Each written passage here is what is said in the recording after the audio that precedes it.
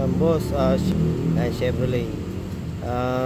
Problema nito, nagbabawas ang kulan si boss, wala tayong makita kung saan lumalabas. Tapos nangangamoy sunog ng langis. Kaya eto, binubuksan natin yung sa exhaust niya, mga idol. Yan. Okay, tinatanggal natin to, pati yung cover, para malaman natin kung saan galing yung tagas ng langis. Idol, ano, ayan, no, kaya pala tagas sa mga langis. Kailangan natin palitan tong mga o-ring na to, sobrang lulutong na, no, kabilaan. Kasi napansin namin yung leak, mga idol, dito sa oil cooler. Ayan, ito yung ating oil filter to. Ito yung kinakabitan ng oil filter, yan. Ito yung may gasket nga rito ng langis. Ayan, diyan siya tumatagas. Ayan. Kung bibili lang tayo repair kit, mga idol, na tinanong natin sa Olympia, 1,000, no? Pero pag buo pala na itong oil cooler na ito, replacement, nasa 7,500 din po. Ito, sa coolant natin to. Ito coolant, ito langis. Ayan, langis. Coolant, kaya kailangan mapalitan to. Masyado maraming tinatapon langis dito sa ating exhaust, kaya nangangamoy sunog. Yung mga idol, ito yung laging natutuyuan ng coolant, tapos wala ka naman makita kung saan na naglilik.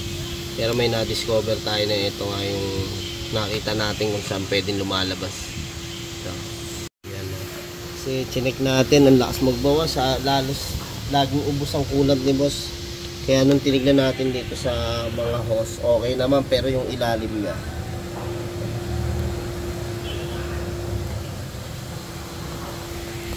ayan, ganun din dito sa kabilang hose. Kaya ang gagawin natin, papalitan na natin yung clamp. Yan ang nangyari, mga idol, ano, halos wala tayong makitang patak, pero yun nga nakita natin. Ito,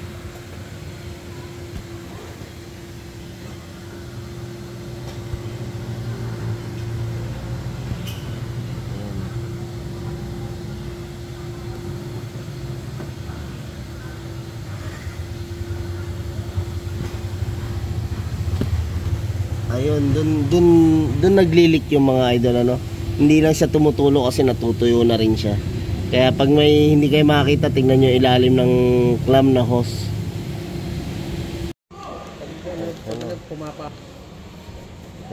Ito na mga idol, binuksan na namin, no. Ito yung tubig, ito yung sa langis, kaya medyo maselan din. Ayan, mga idol, ito yung tinatawag nating oil cooler, ang mga idol. Ito tubig to, yung sa taas na to. Ito langis. Kaya minsan may pagka nasira yung gasket natin sa tubig, pwedeng pumasok dito sa langis. Ito langis niya. Sa dumi na rin, no. Ayan yung mga idol, no. Ito yung tubig natin, no. Kaya ito, oh. Mga idol, oh, syempre may design pa na gitla. Pag nasira o-ring niya ito, bimigay din o-ring dito, pasok ang tubig sa ating langis. Kaya kailangan talaga naaagapan pagka ganun yung pangyayari, no, na nakikita mo na naglilik na rin. Ayan, linisan natin yan ng degreaser.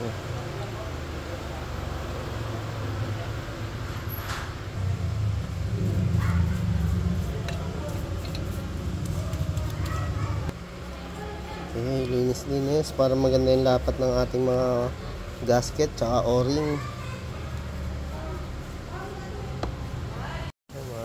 Kinabit na namin yung gasket, tapos ilalagyan natin silicone para hindi naman siguradong safe na hindi mag-leak.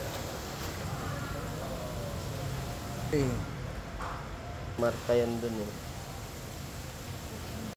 Yung mga idol, kaya pala hindi makita-kita yung pinaglalabasan ng tubig or nung coolant, ano, sa ilalim ng ating tubo.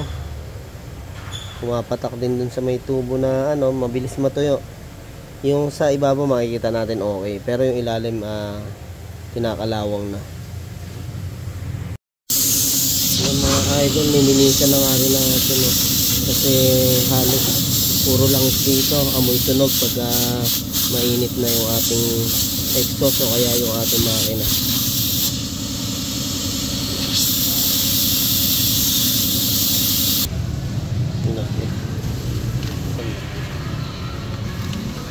Ayan mga idol, nakikabit na nga namin. Malalaman na natin to, talagang magkakaroon ba ng leak ng langis sa kanang kulan.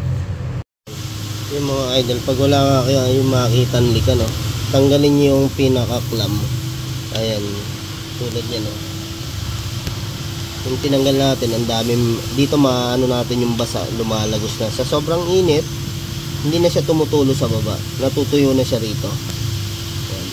Pag agos niya rito, natutuyo. Ang magandang gawin, kung di natin palitan ng clamp yan, lagyan natin silicone gasket, palitan natin ng clamp kung hindi tayo magpapalit ng hose. Ayan, maganda bagong clamp, kasi yung clamp talagang hindi niya na kaya humigpit. Yung clamp na nakakabit sa kanya is ganito lang mga idol, no? Hindi na sumasagad ng higpit. Bibili tayo may Diroscas. Ayan, tingnan nyo itong kabila, tinanggal din natin yung clamp yun. Kita yung mga ano,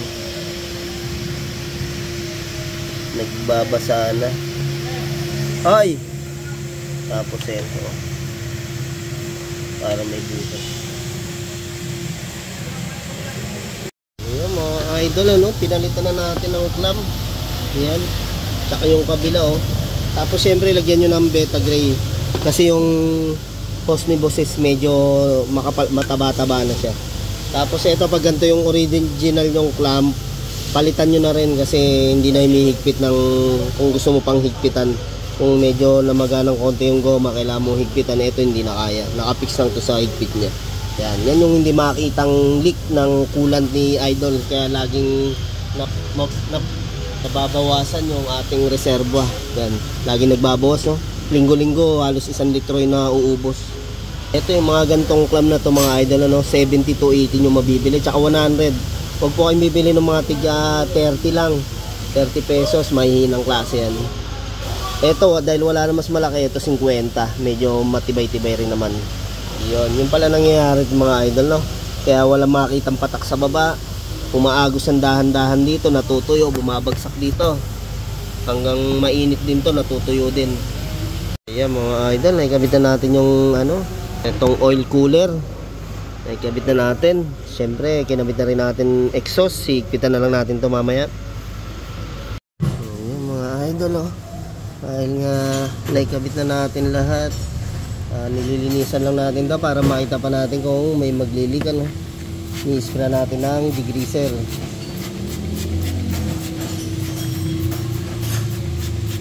Yan, degreaser yan mga boss.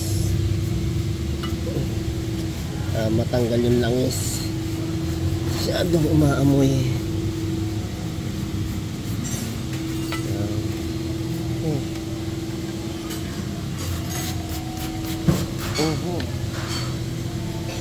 Ayan, tapos last natin sabon.